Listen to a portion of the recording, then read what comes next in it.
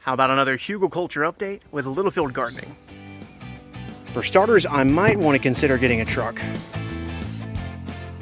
All right, now that the sweating's over, time to see what the sun's been doing for the past week and a half.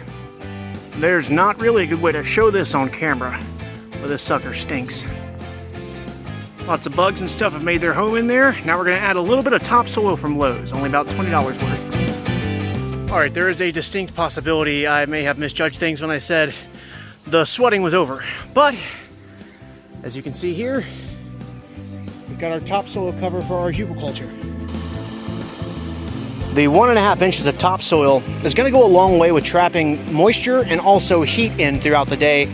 That's really going to get the decomposition going inside of our Hugelkultur. After about an hour of hard work, here's what we have to show for all of it.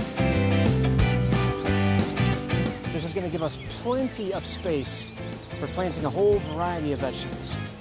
And I can get started on the smaller Hugelkulturs over there, which I'm going to utilize for herbs and spices. Just 2 of these crimson sweet watermelon plants last year gave me over 20 watermelon.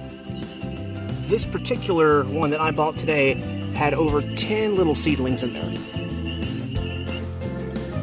I decided to put a little drainage ditch straight down the center to direct water towards the middle of the Hugelkultur.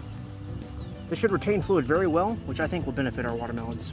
Having survived a late April freeze, our little friend is still sprouting up here. Have any idea what he is?